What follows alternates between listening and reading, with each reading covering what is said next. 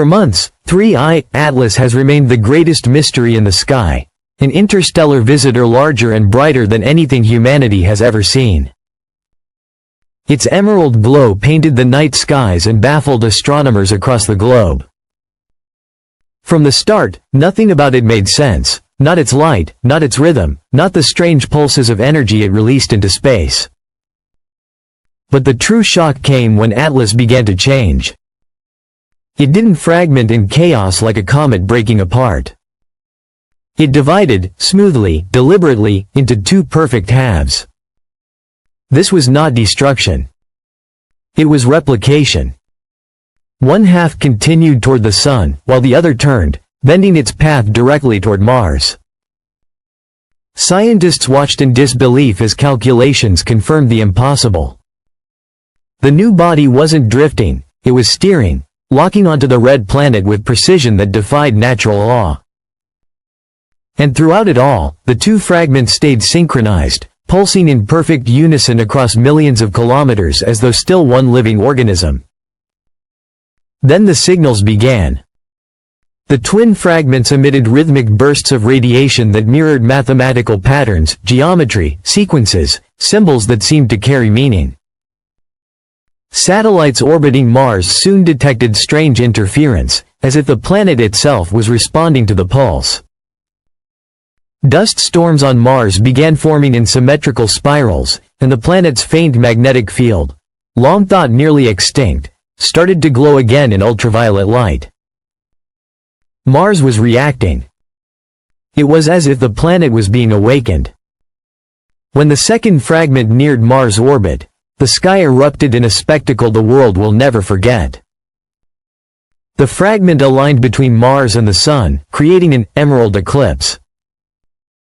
For hours, the red planet glowed like a green beacon, wrapped in radiant energy that projected vast, shifting shapes across its surface, spirals, hexagons, and symbols echoing across its deserts. When the light faded, Mars looked unchanged, but the instruments told another story. Rhythmic tremors began deep beneath the surface. Magnetic readings spiked.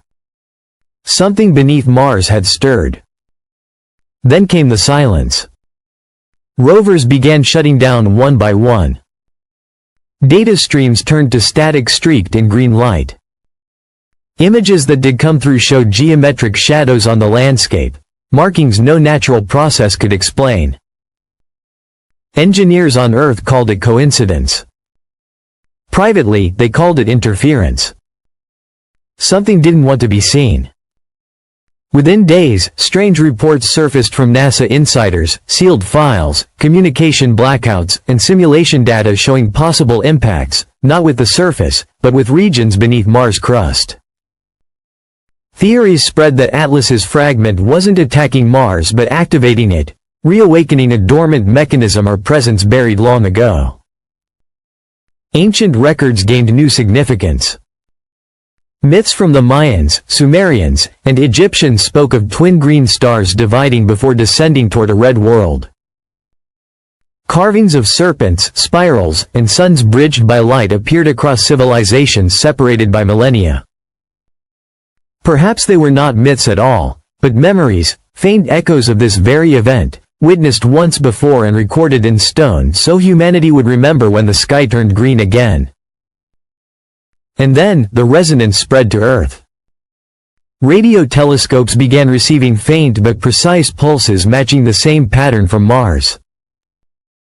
The signals grew stronger, forming spectrograms of spirals and hexagons identical to those around the fragment. It was no longer just Mars being reached, the pulse had crossed space. The message was here. NASA and ESA scrambled to classify the transmissions. Independent researchers who tried to publish their findings vanished from public feeds. But those who decoded fragments claimed the signals contained structured data, geometry and sequences beyond coincidence, carrying purpose. By then, the connection between Mars and Earth was undeniable. The pulses that once linked the two Atlas fragments now linked planets. Mars had become a resonant node, and Earth was next. Some believe the process that began on the red planet is only the first stage of something larger, a cycle that reawakens across cosmic ages, marking planets ready for the next transformation. Voyager, James Webb, and now Earth's own instruments all confirm it. 3I, Atlas is not a comet, not an asteroid, not an accident. It is a mechanism. A messenger. A presence that has visited before and is now returning to continue what it began. The emerald signals are no longer distant echoes. They are here, pulsing through our atmosphere, vibrating in our machines, perhaps even resonating within us. The countdown has already begun. Humanity is not watching a comet. We are witnessing an awakening, one that may redefine our place in the cosmos forever.